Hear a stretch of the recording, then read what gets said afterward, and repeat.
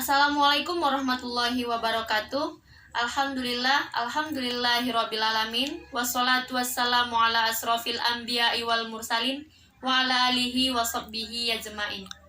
Pertama-tama dan yang paling utama, marilah sama-sama kita panjatkan puji syukur kehadirat Allah Subhanahu wa Ta'ala, yang dimana telah memberikan kita beribu-ribu nikmat, diantaranya nikmat iman, Islam, dan nikmat sehat. Perkenalkan, nama saya Rina Febrianti, NPM 1904-1301-79. Program Studi Agroteknologi Fakultas Pertanian Universitas Muhammadiyah Tapanuli Selatan. Adapun tujuan saya membuat video ini untuk memenuhi tugas saya membuat makalah atau mempresentasikan makalah saya yang berjudul Tanaman Salak Sidimpuan.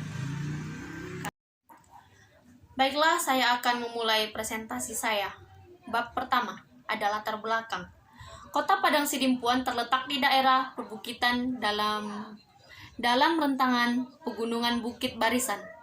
Kesuburan tanah di daerah tersebut memberikan banyak keuntungan untuk usaha-usaha di bidang pertanian dan perkebunan, yang mendominasikan perputaran roda perekonomian Provinsi Sumatera Utara. Secara umum, usaha-usaha unggul di bidang pertanian dan perkebunan. Sumatera Utara adalah produksi bahan pangan seperti beras, buah-buahan, dan sayur-sayuran.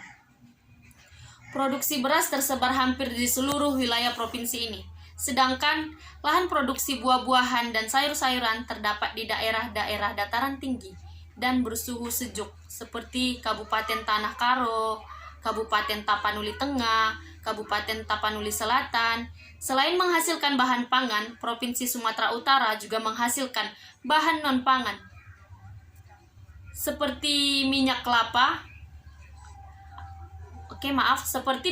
sawit dan karet, dengan lahan produksi yang paling umumnya diusahakan oleh rakyat berbasis wirausaha mandiri, sedangkan usaha-usaha pada sektor perkebunan mayoritasnya diusahakan oleh perusahaan-perusahaan besar milik pemerintah dan swasta. Namun yang menarik adalah usaha minoritas di sekitar perkebunan non-perusahaan dan menjadi andalan serta ikon Kota Padang Sidimpuan justru berasal dari produk pangan hasil kebun rakyat setempat, yaitu buah salak.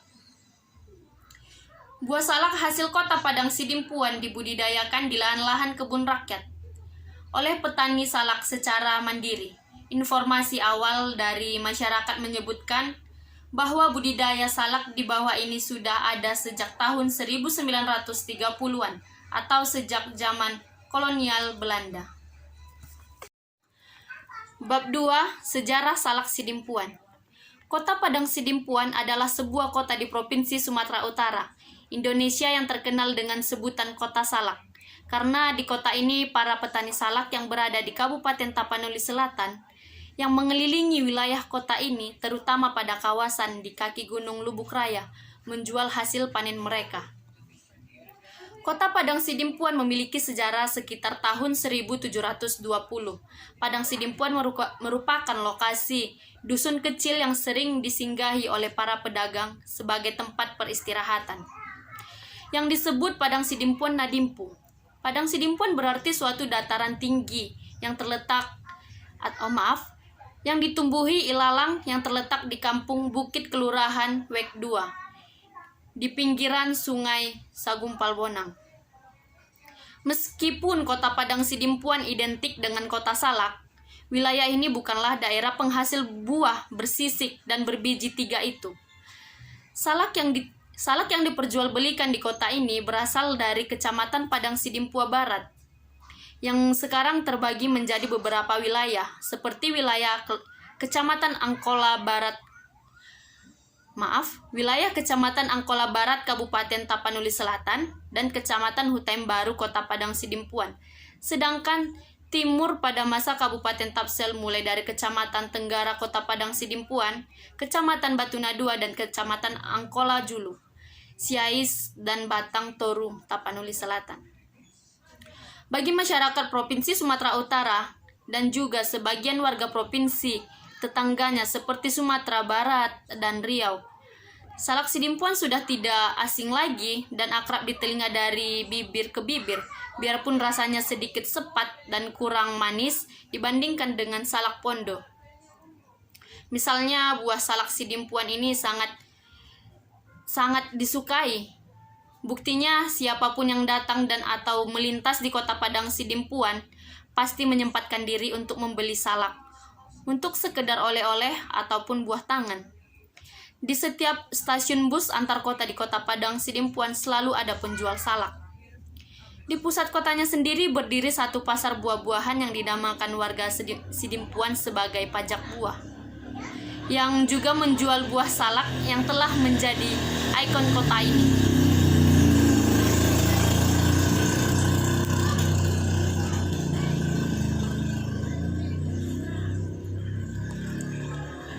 Jika Anda singgah di kota ini dan ingin merasakan langsung pengalaman memetik sendiri buah salak berduri ini, silahkan berkunjung di kawasan perkebunan salak yang disebut Parsalakan, kira-kira berjarak 25 km dari Kota Padang Sidimpuan.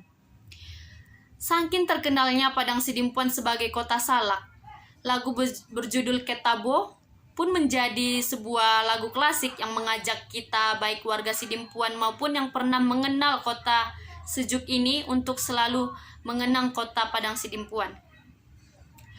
Mudah-mudahan saja lagu Ketabo untuk melirik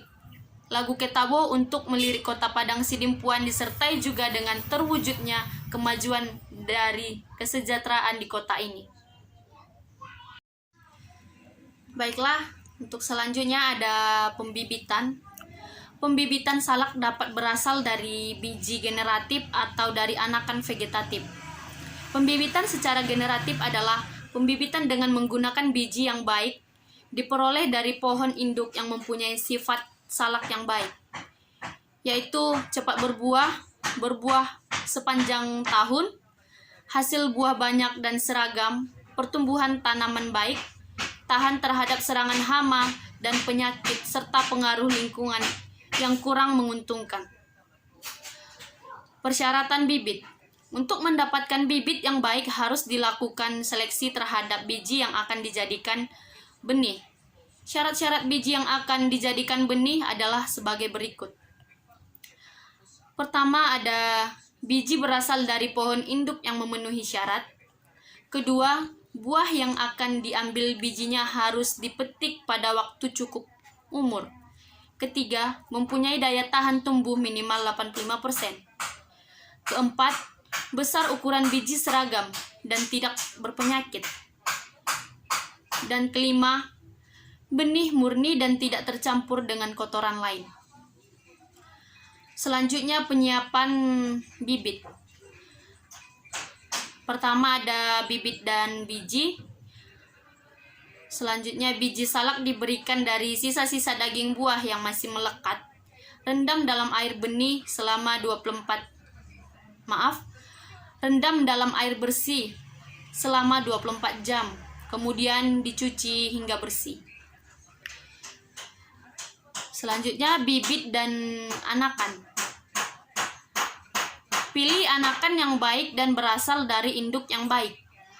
Siapkan potongan bambu, kemudian diisi dengan media tanam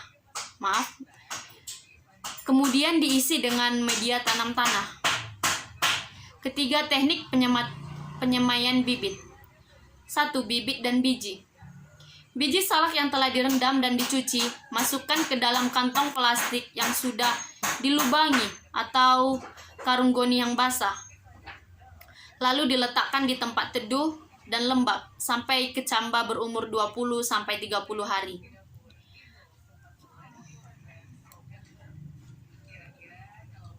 Satu bulan kemudian diberi pupuk urea, TSP dan KCL, masing-masing 5 gram tiap 2-3 minggu sekali. Agar kelembapannya terjaga, lakukan penyiraman setiap hari. 2. Bibit dan anakan dengan persemaian bak kayu. Buah bak kayu dengan ukuran tinggi 25 cm, lebar dan panjang disesuaikan dengan kebutuhan. Diisi dengan tanah subur dan gembur sekitar 15-20 cm. Di atas tanah diisi pasir setebal 5-10 cm.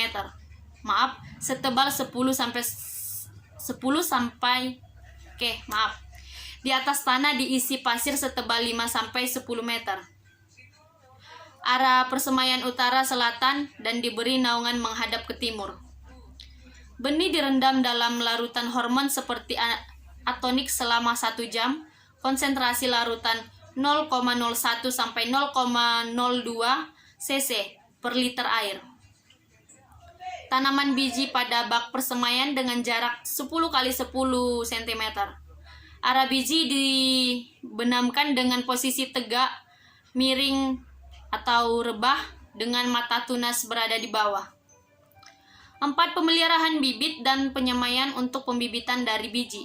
Media pembibitan adalah polybag dengan ukuran 20 x 25 cm yang diisi dengan tanah campur pupuk kandang dengan perbandingan 2 sampai 1 setelah bibit dan kecambah berumur 20-30 hari. Baru bibit dipindahkan ke polybag pembibitan dengan sistem anakan. Bambu diletakkan tepat di bawah anakan salak. Kemudian disiram setiap hari selama 1 bulan. 1 bulan akar telah tumbuh dan anakan dipisah dari induknya. Kemudian ditanam dalam polybag. Pupuk urea, TSP, KCL diberikan 1 bulan sekali sebanyak 1 sendok teh. 6. Pemindahan bibit. Untuk bibit dari biji, setelah bibit salak berumur 4 bulan, baru dipindahkan ke lahan pertanian. Untuk persemaian dari anakan, setelah 6 bulan, bibit baru bisa dipindahkan ke lapangan yang luas. Selanjutnya ada pengendalian hama penyakit terpadu atau yang sering kita dengar dengan singkatan HPT. Dalam pengembangan usaha tani salak, permasalahan yang dijumpai yaitu hama. Sebelum dilakukan pengendalian terhadap hama dan pada tanaman salak, perlu diketahui jenis dan perilaku hama yang sering menyerang tanaman salak. Hama merupakan hewan mengganggu dan merusak tanaman budidaya, sehingga pembuahan terganggu.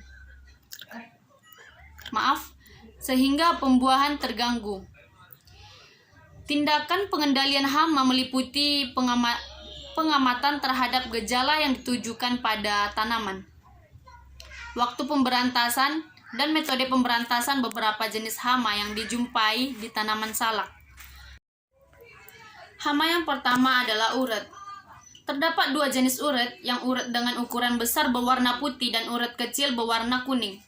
Uret kecil berwarna kuning merupakan jenis uret yang paling ganas, yang biasa ditandai dengan banyak pasir, terutama pada musim kemarau. Hama ini tergolong perusak akar dan batang tanaman salak. Untuk tandanya, daun dapat mengering secara perlahan ataupun separuh-paruhnya yang kemudian meluas. Petani biasanya mengendalikan hama ini dengan mencangkul disertai pemberian pupuk NPK. Pemberian pupuk NPK mutiara tepatnya. Pupuk yang paling bagus dapat menggunakan pupuk kandang seperti pupuk kompos, serta pupuk dari kotoran kambing. Pemberian pupuk yang sesuai dilakukan 6 bulan sekali. Akan tetapi, dari penggunaan pupuk mutiara, memiliki dampak negatifnya yaitu terhadap tanahnya yang menjadi mengeras dikarenakan hilangnya zat hara tanah.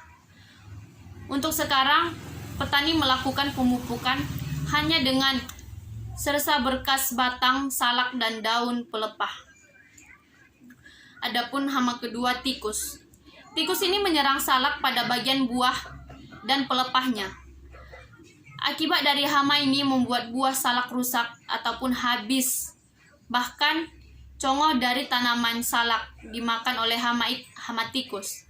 Serangan ini dapat menggagalkan panen buah salak dikarenakan tidak dapat konsumsi ataupun dijual.